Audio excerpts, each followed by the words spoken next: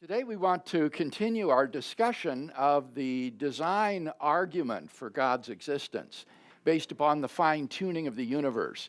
We saw that the fundamental constants and boundary conditions of the universe are fine-tuned for the evolution and existence of embodied conscious agents in a degree that is incomprehensible and incomprehensibly delicate as well as complex. And there are three explanations for this incredible fine-tuning available in the literature. One is physical necessity, that the constants and quantities have to have the values they do. The other is chance, and the third is design. Now, we've already seen that the first alternative, that this is a matter of physical necessity, is highly implausible. This is contrary to the best evidence of science. The best evidence indicates that these constants and quantities are independent of the laws of nature, and that there is nothing physically that would determine that they should have the finely tuned values that they do. So that leads us then to the second alternative, and that is chance. Could the fine-tuning of the universe just be the result of chance? Now, according to this alternative, it's just an accident that all of the constants and quantities fall into the infinitesimal life-permitting range. We just basically lucked out. The fundamental problem with this explanation is that the chances of a life-permitting universe's existing are so remote that this alternative becomes unreasonable. Now, sometimes people will object that it's meaningless to speak of the probability of a fine-tuned universe's existing because there is, after all, only one universe. And so you can't say, for example, that 1 out of every 10 universes is finely tuned to be life-permitting.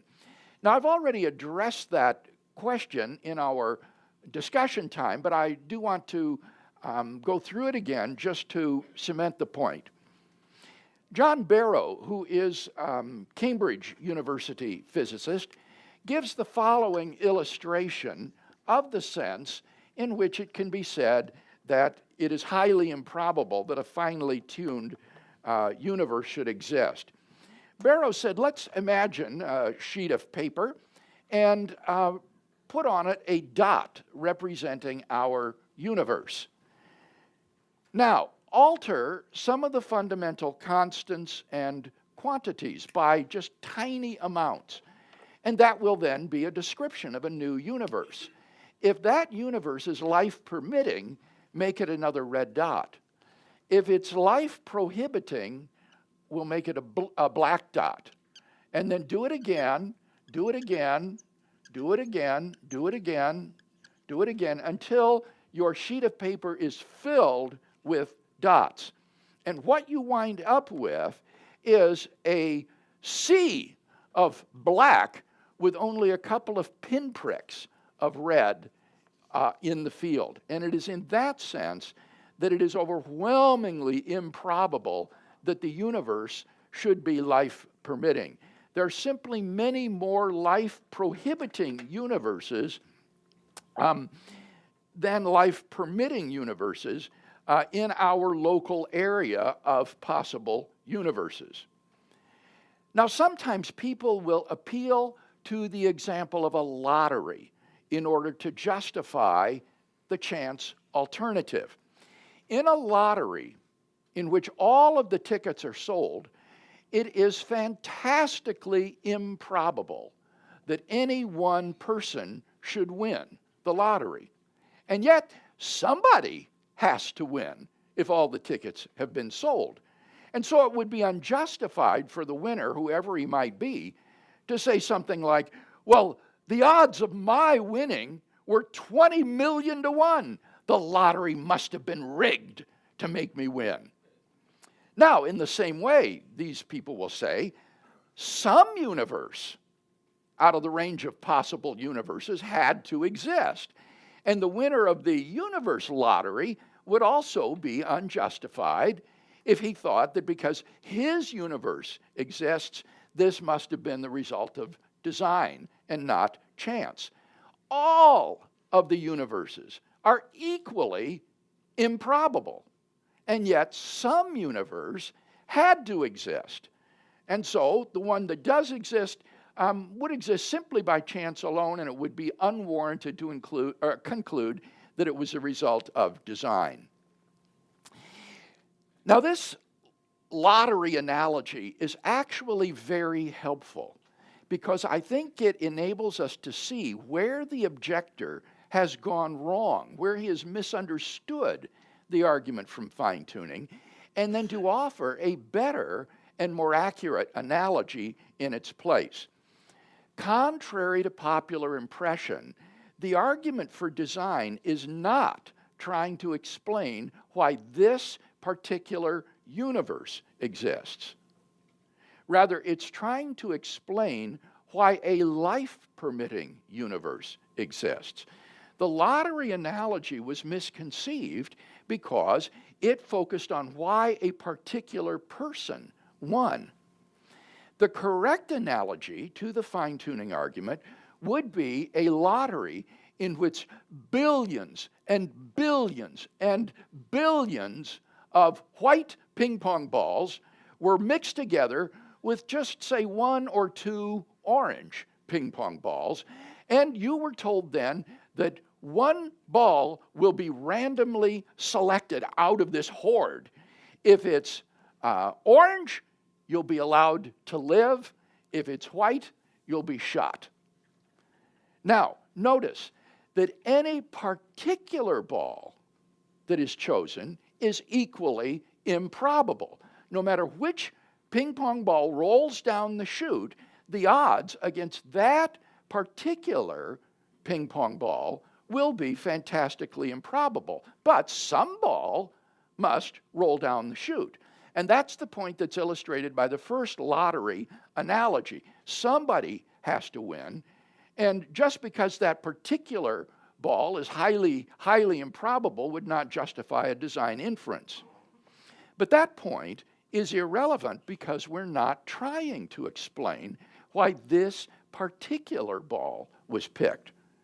The relevant point, rather, is that whichever ball rolls down the chute, it is overwhelmingly, incomprehensibly more probable that it will be white rather than orange. Getting the orange ball is no more improbable than getting any particular white ball.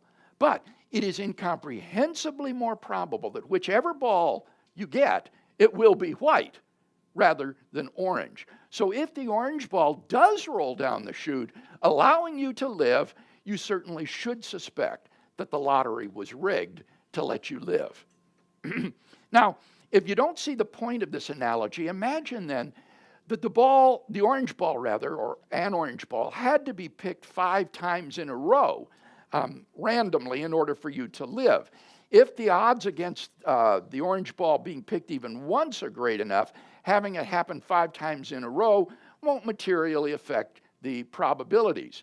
But obviously, if such a thing happened, if 5 times in a row the orange ball came down the chute, everyone would recognize that it did not happen by chance, that somehow this was rigged. So, in the correct analogy, you're not interested in why you got the particular ball that you did. Rather, we're puzzled by why, against overwhelming odds, you got a life-permitting ball rather than a life-prohibiting ball. And that question just isn't addressed by saying, well, some ball had to be picked, and any particular ball is equally improbable.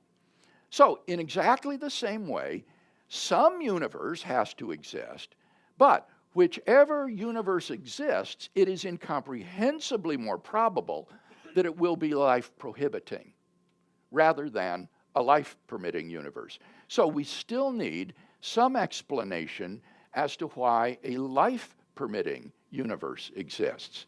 Any question about that analogy and which one is appropriate to the argument? Yes, Bruce, and we'll get you the microphone here, Bruce, so that we can all hear. To comment more on the objector's analogy of that something had to be chosen, you could say, yes, one has to be chosen, but what about if you had the conditions that the person selected to win the lottery also had to be a 46-year-old male, 5'10", 195 pounds, and on and on and on. Yeah, I used life permitting, but William Dembski, I think, used an example of what if every time the lottery was won, it was won by someone who was a member of the mafia. Wouldn't you get a little bit suspicious? And so it's kind of similar here. Why is it that against all the odds, it's a life-permitting universe that exists? Okay, thank you. Yes, George. Bill, on the lottery analogy, don't you think it's not the case that the lottery, that some lottery player has to win? I think in like the Powerball that we just saw last week, it could be that nobody matches all the numbers, so nobody wins, and the jackpot rolls over. So on the universe side of the discussion, it could be that no universe would exist. Yeah. So it's not that some person had to win. Somebody has to match all the numbers in order to win, and that may not happen at all. I used the analogy of a lottery in which all the tickets are sold so that a winner is guaranteed of buying the winning ticket. That's a different kind of game, though. Yeah, and the reason I did that is because if you say, well, it's not true that some universe has to exist, there could have just been nothing, it seems to me that that kind of bleeds over into the Leibnizian cosmological argument, asking why is there something rather than nothing? And that's a great question. Why does a contingent universe exist at all? Couldn't there have been nothing? But just for the sake of argument, to keep the fine-tuning argument as independent from these other arguments as possible, I was willing to concede for the sake of argument that some universe had to exist. But as you say, that's not true if the universe is a contingent being. It didn't have to, no universe had to exist.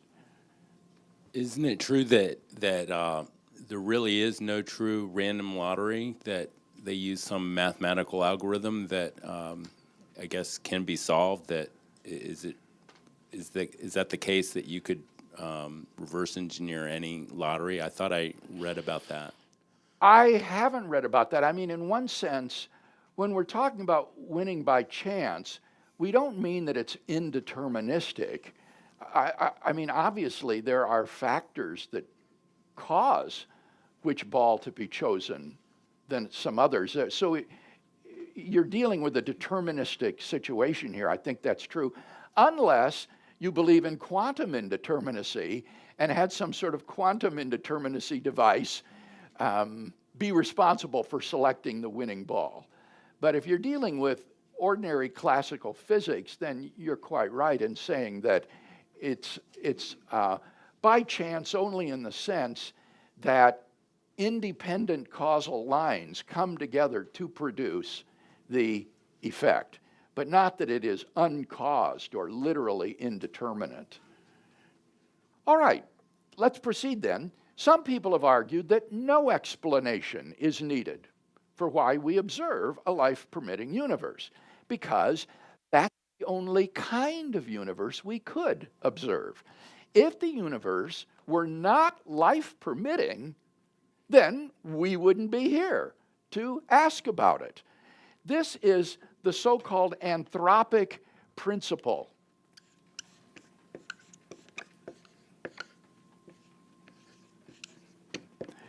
The anthropic principle,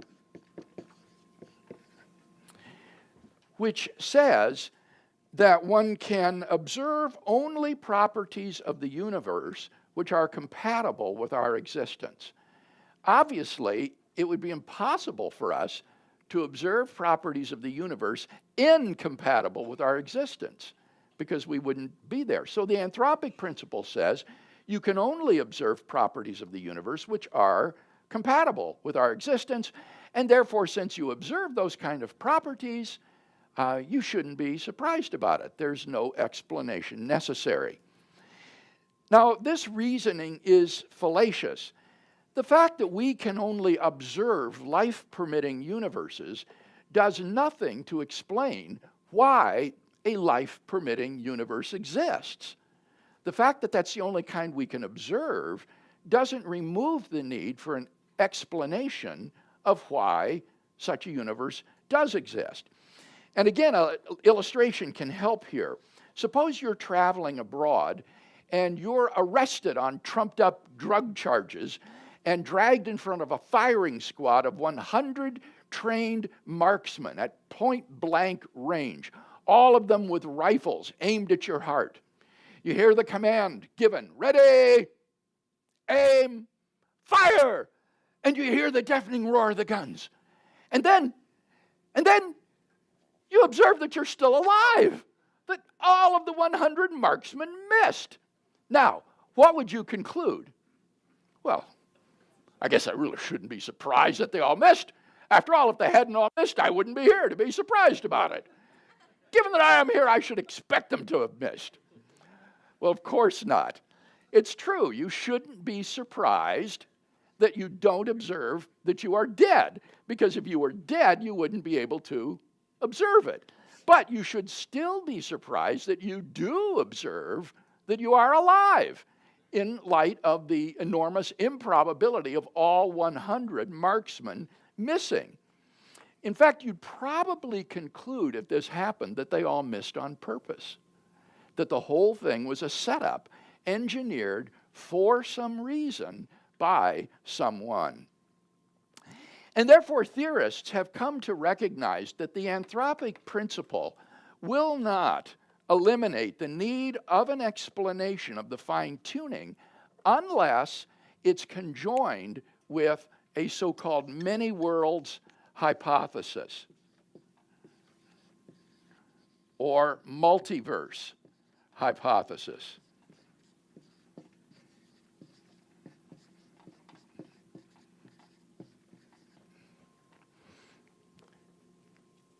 According to the many worlds hypothesis, our universe is just one member of a world ensemble of parallel, randomly ordered universes, preferably infinite in number.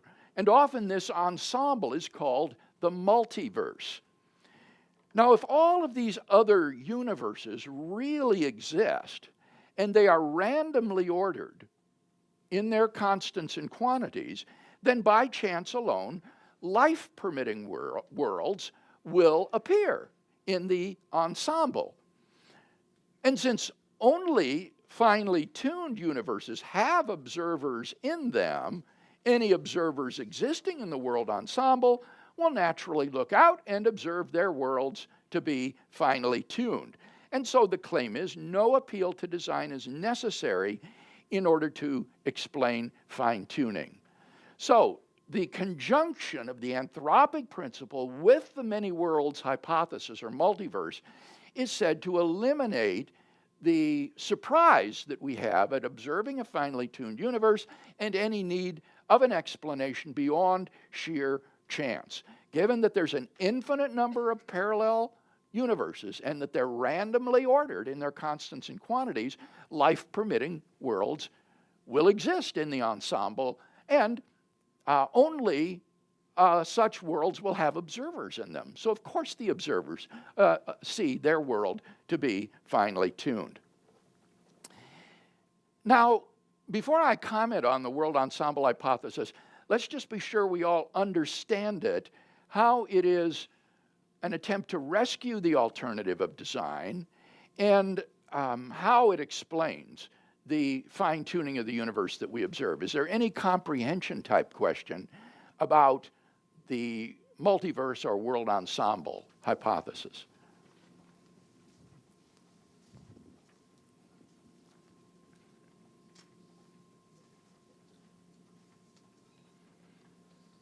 All right. Now, I think it's worth pausing for a moment here to reflect on what is going on. The current debate over the fine-tuning of the universe has now become a debate over the many worlds hypothesis. And I'm not exaggerating. This hypothesis is at the heart of the discussion today. In order to explain fine-tuning, we are being asked to believe not only that there are other unobservable universes, but that there are an infinite number of these universes, and moreover, that they randomly vary in their constants and quantities. All of this is needed in order to guarantee that life-permitting universes like ours will appear by chance in the ensemble. Now, this is really extraordinary when you think about it.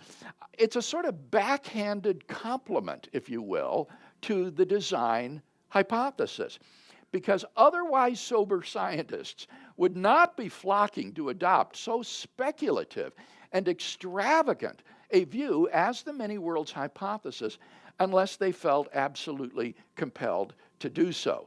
The fact that many theorists are turning to the many worlds hypothesis to rescue the alternative of chance is perhaps the best evidence that the appeal to chance is in trouble. The odds against the existence of a life-permitting universe are just too great to be faced unless you embrace the hypothesis of a world ensemble. In fact, when I was doing the seminar on fine-tuning last summer at St. Thomas University, one of the other professors in the seminar was Neil Manson, professor of philosophy, and Neil had done an extraordinary sociological survey of contemporary cosmologists about issues like fine-tuning. I think this is the first and only such sociological survey done by a reputable organization published in peer-reviewed journal that I know of. And what Manson asked the cosmologists was, do you think that other theorists who adopt the multiverse hypothesis do so in order to avoid the design hypothesis?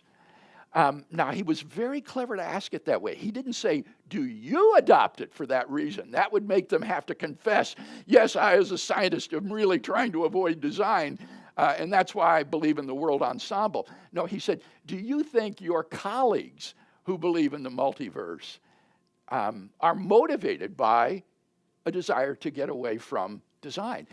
And again, he didn't mention God, he mentioned design. And what he found was that over 50% of the respondents said that they did believe that, in fact, a large part of the motivation among contemporary cosmologists for belief in the world ensemble or multiverse hypothesis was because they wanted to avoid the idea of a cosmic designer. So, the next time somebody says to you, oh, well, it could have happened by chance, or, well, the improbable happens, or it was just dumb luck, then ask them, well, if that's the case, why do the detractors of design feel compelled to embrace an extravagance like the world ensemble hypothesis in order to avoid design? The fact that they would resort to such a metaphysical hypothesis, I think, is, as I say, the best evidence that the chance hypothesis is in deep trouble. So, how might one respond to the many worlds hypothesis?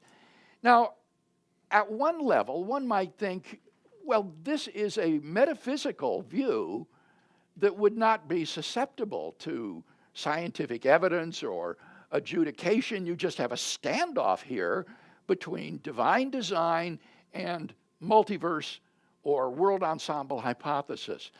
But in fact, I think that there are some real problems with the world ensemble hypothesis that make it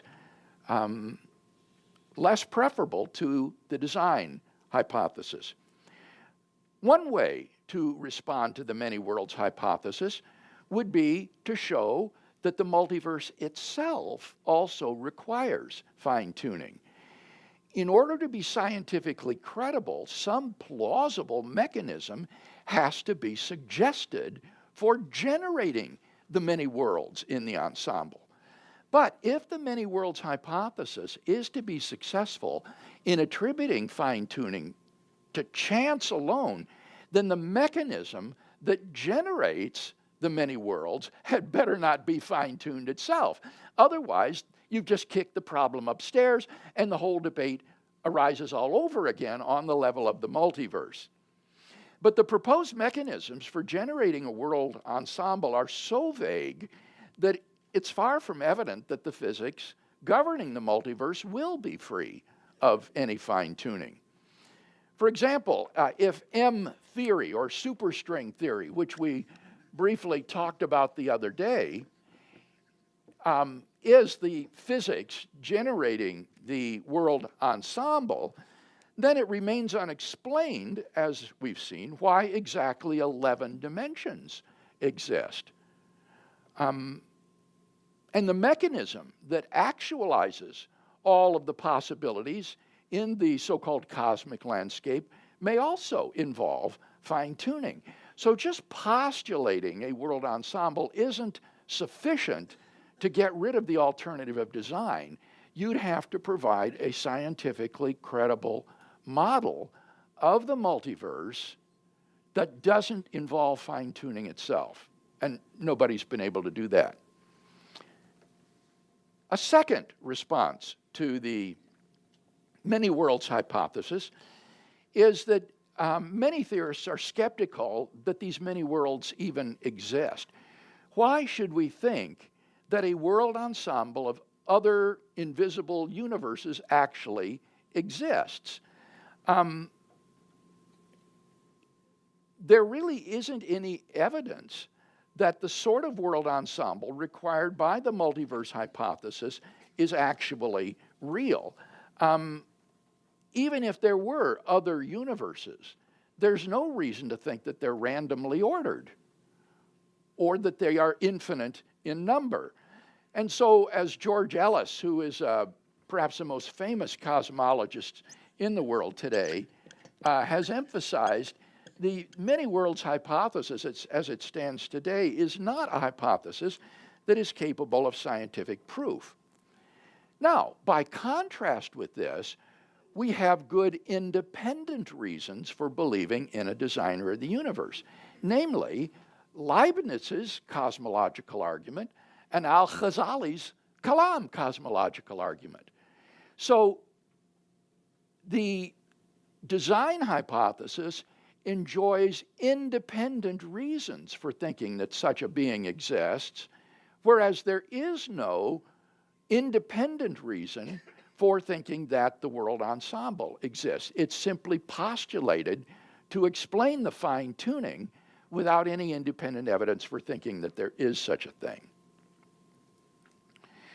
Moreover, thirdly, the many worlds hypothesis faces what may be a truly devastating objection. Do you remember when we talked about the thermodynamic properties of the universe? We discussed Boltzmann's many worlds hypothesis. You remember that the Austrian physicist Ludwig Boltzmann tried to explain away the current disequilibrium of the universe by a kind of many worlds hypothesis. He said that the universe as a whole really is in a state of equilibrium, but there are just little pockets of disequilibrium throughout the universe, and these are different worlds. He called them worlds, and we are one of these little pockets. We are one of these worlds. And you'll recall what sank Boltzmann's hypothesis was that if our world is just a random member of a world ensemble like this, then it's vastly more probable that we should be observing a much smaller region of order than the vast universe that we do. In order for us to exist, all you would need would be a small fluctuation from equilibrium, say enough to produce our solar system. and not an entire universe which exists in such a state. And it turns out that a parallel problem faces the many worlds hypothesis as an explanation of cosmic fine-tuning. The Oxford University physicist Roger Penrose has pressed this objection with great force.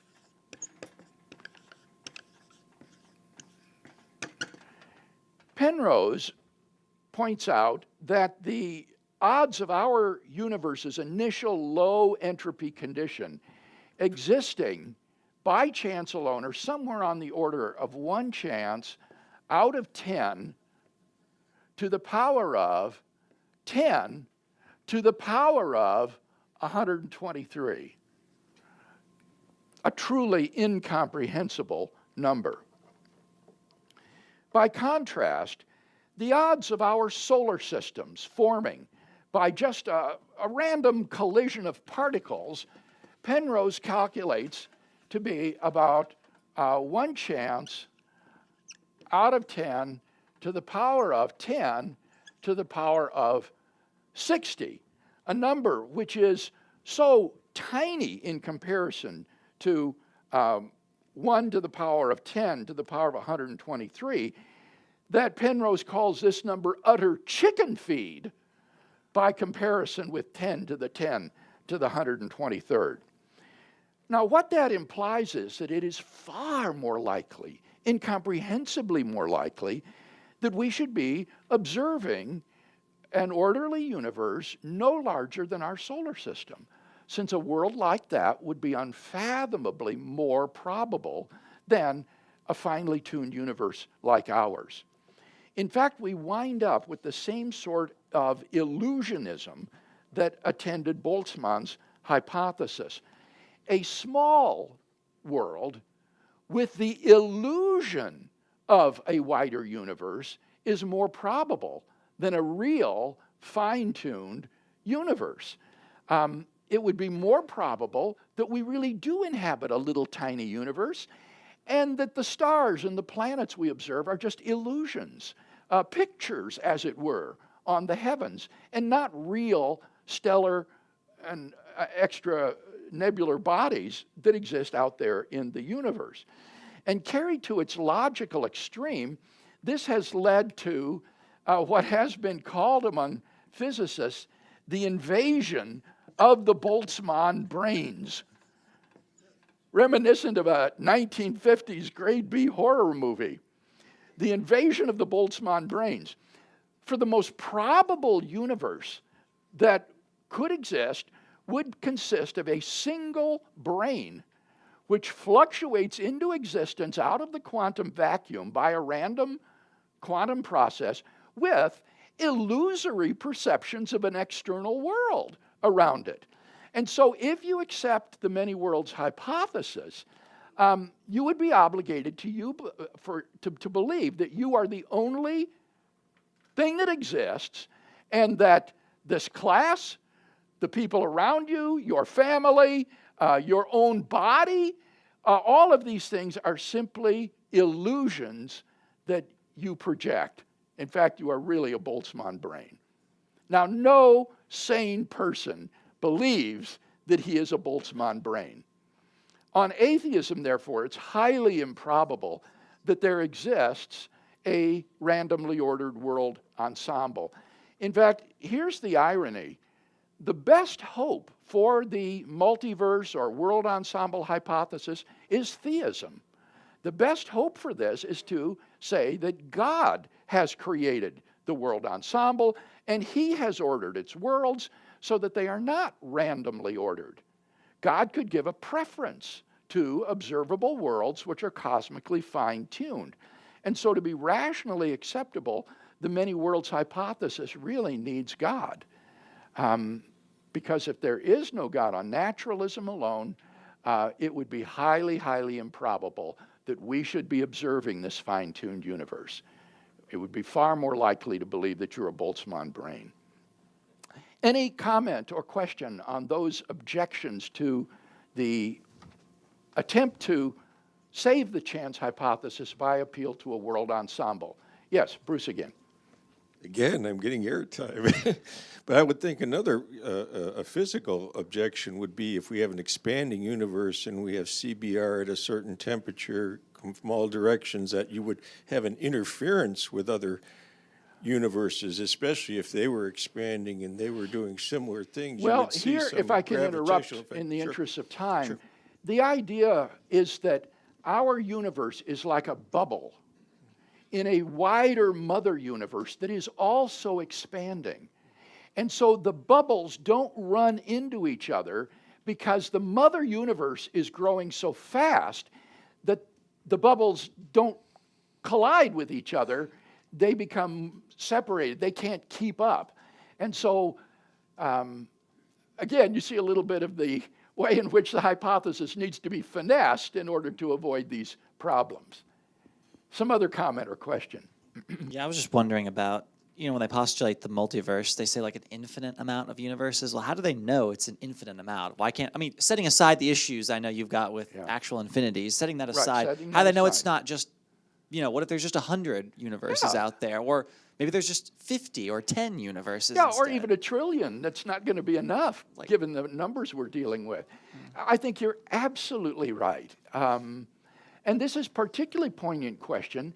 If the universe-generating mechanism that makes these bubbles has only been chugging away for a finite amount of time, and we've already seen that the best evidence of contemporary cosmology is that the universe began to exist about 13.7 billion years ago or so. So how do we know, as you say, that there's been enough time for such a world ensemble to be created?